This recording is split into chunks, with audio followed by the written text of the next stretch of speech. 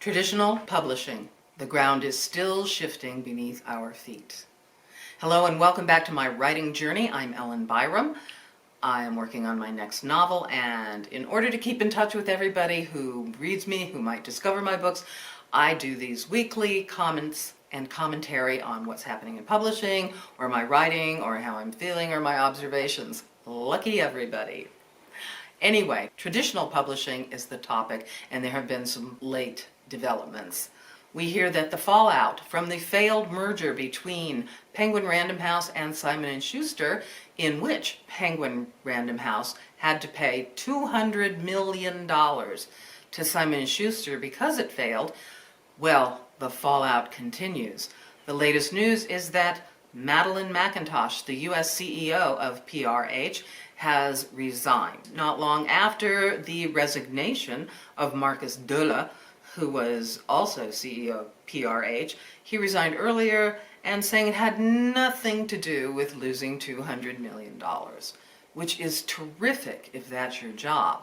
And I can hardly wait to see what Madeleine McIntosh does next, because it's going to be hard to top losing $200 million. So you go, Madeleine. We'll be watching.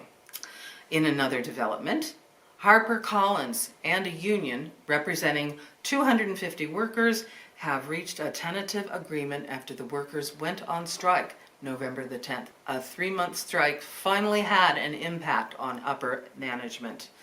According to news reports, HarperCollins and Local 2110 of the United Auto Workers released separate but identical statements, and they announced increases to the minimum salaries across levels throughout the term of the agreement, as well as a one-time $1,500 lump sum bonus to be paid to bargaining unit employees following ratification.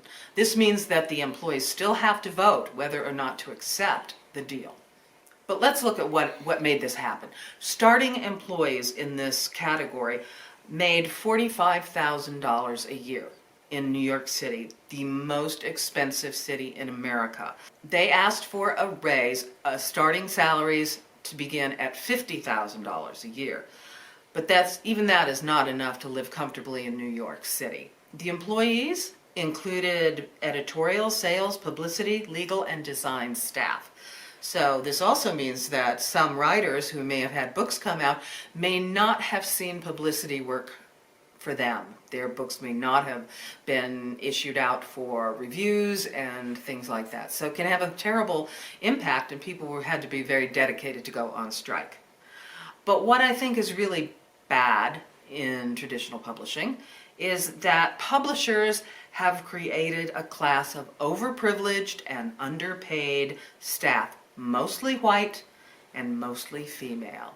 And it's from a very esoteric view that, oh my God, they have money, they don't need us to pay them more money. And that creates a very bad situation, especially because diversity was also one part of the bargaining chip, and we'll see how that turns out. Employees wanted more diversity, and more diversity in your editorial staff might mean more editorial freedom in the books, more diversity in the books that they bring on and publish. I do think that the cynical publishers really need a comeuppance. When people have glamour positions, they put it on a scale. The higher the glamour quotient, the lower the compensation. For instance, this is why you can't afford to work at Ralph Lauren unless you can afford Ralph Lauren. I would like to propose that you all take a break and have a great time watching this movie from 1959 and decide whether publishing has really changed that much at all. This movie is The Best of Everything, starring major scene chewer Joan Crawford and Hope Lang. This is a really fun movie. This features backroom gossip in the publishing world. You'll get to see how they worked in 1959. It's very well detailed, very well observed, and Rona Jaffe, who worked in publishing at the time, you would swear she's simply reporting the story instead of creating a new one. It's juicy, it's soapy, it's got great fashions, but the look inside the publishing world lets me ask a question. Has it really changed that much? You will be shocked by how the men treat the women. But it is fun, so watch it and do have a happy Valentine's Day. I'll see you next week. Bye.